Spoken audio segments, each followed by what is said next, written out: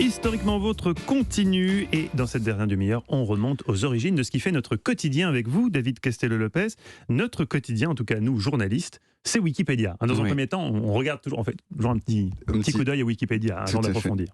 On l'a dit souvent, Mathieu, vous et moi, on est de la même génération, même si vous aimez rappeler que vous avez un an de moins que moi et que vous occupez pourtant une position hiérarchique supérieure à la mienne.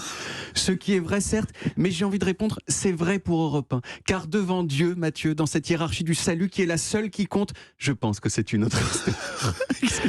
On est de la même génération, donc, et cette génération, c'est la dernière à avoir fait ses études sans Wikipédia. La dernière génération à avoir fait ses devoirs à la maison en utilisant de vraies encyclopédies, ces encyclopédies qui non seulement coûtaient 3000 balles, qui pesaient 20 kilos, mais qui en plus se périmaient à la vitesse de l'éclair, et donc il fallait racheter des éditions. Mais heureusement aujourd'hui, il y a Wikipédia qui a l'avantage d'être gratuite, mise à jour quotidiennement, et surtout de couvrir une quantité de sujets inédites dans l'histoire de l'humanité. Je veux dire, si vous cherchez Mathieu Noël dans l'Encyclopédie Universalis, vous trouverez que dalle. Sur Wikipédia, il y a 3 pages sur vous. Il y en a 15 sur Stéphane Bern. Il y en a 5, je crois, sur Clémentine Portier-Kaltenbach. Il y en a pas vraiment sur vous, Olivier Pouls, mais je pense le Wikipédia belge. Oui, voilà. On pourra remédier à ça très bientôt. En gros, ça fait 3000 volumes, rien que le Wikipédia anglais, c'est 100 fois plus que l'Encyclopédie Britannica, c'est énorme. Alors, la préhistoire de Wikipédia, c'est une autre encyclopédie en ligne qui s'appelait Nupédia à la fin des années 90. Nupédia, c'était une encyclopédie qui avait une partie des caractéristiques de Wikipédia, c'était en ligne et c'était gratuit, mais elle avait surtout une différence majeure, c'est que c'était pas une encyclopédie collaborative. Du point de vue du contenu, c'était une encyclopédie classique avec des spécialistes qui écrivaient des trucs qui étaient vérifiés par d'autres spécialistes. Et puis, à la fin des années 2000, le fondateur de Nupédia, Jimmy Wales, il s'est dit que ça marcherait jamais. Et avec un ami à lui, philosophe, ils se sont dit en fait, ce serait bien qu'on trouve un système où tout le monde puisse contribuer facilement. Et ils ont décidé d'utiliser un wiki. Est-ce que vous savez ce que ça veut dire au départ, wiki, et en quelle langue ? Wiki. Oui. C'est un mot. C'est néo-zélandais. C'est pas néo-zélandais, mais c'est une île également. Ouais. C'est un mot hawaïen Voilà. qui veut dire en gros rapide. Et appliqué à l'informatique, c'est un logiciel qui permet à plein de gens de collaborer facilement et rapidement. Et en janvier 2001, vous aviez 18 ans, Mathieu, et j'en avais 19. Wikipédia a été mis en ligne, contraction de wiki et de encyclopédia. Et ça a eu un succès pratiquement tout de suite, en partie parce que ses fondateurs ont mis en place un protocole, le protocole dit du NPOV, le Neutral Point of View, en français le point de vue neutre. L'idée du Neutral Point of View, c'est d'évacuer le fait de savoir si la vérité absolue existe ou pas, parce que ça c'est trop compliqué comme question, et à la place on se met d'accord collectivement sur ce qu'on dit à l'échelle du monde entier, et en se vérifiant les uns les autres, et bien sûr en mettant l'accent sur les faits. Et c'est assez remarquable de voir que ce système, ça marche pas si mal.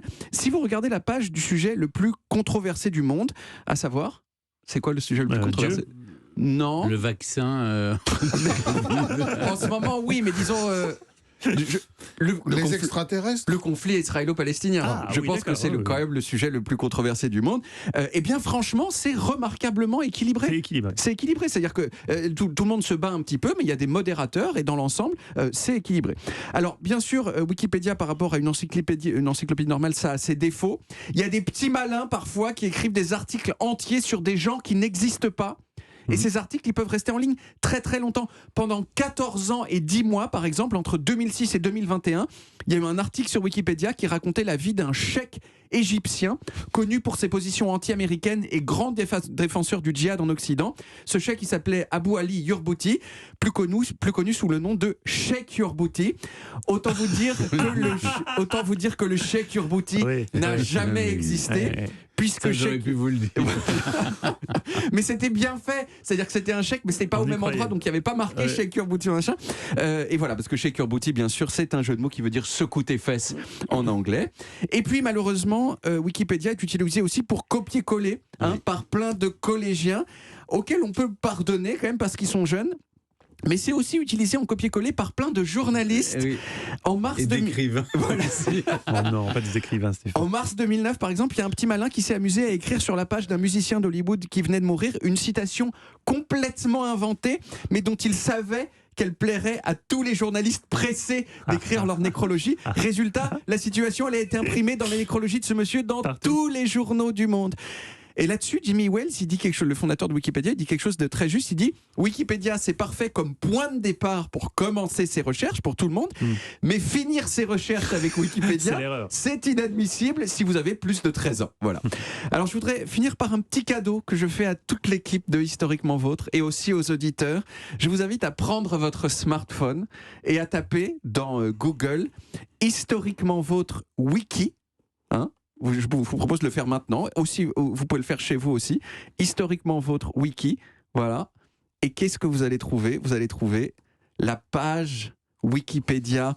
J'ai fait une faute, j'ai tapé historiquement Vôtre Dicky et j'ai trouvé d'autres images. J'ai trouvé. Ça y est, historiquement Vôtre. Oui, une émission de radio quotidienne consacrée à l'histoire sur Europe 1. Exactement. L'émission est à présent sur Wikipédia. C'est moi qui ai écrit cet article. L'émission est à présent sur Wikipédia pour toujours. J'ai vraiment été tenté d'y écrire des choses fausses. Vous voyez, par exemple, le fait qu'il y avait un sondage des auditeurs qui m'avait désigné comme le collaborateur le plus classe de l'émission. Mais je me suis retenu parce que ça, dans le monde de Wikipédia, ça s'appelle du vandalisme. Et c'est très très mal vu. Voilà. C'est bien. Vous avez su. Par contre, je suis allé sur votre page, du coup, ça renvoie à votre page. Et vous avez mis une photo chelou. Ce n'est pas moi qui l'ai mise. Mais changez d'urgence cette photo. Je crois que c'est une photo que j'ai mise sur Instagram et qui a été reprise dans un autre article et où je montre un poisson en porcelaine. Parce que vous êtes beau gosse dans la vie et là, vous l'êtes moins visiblement sur cette photo.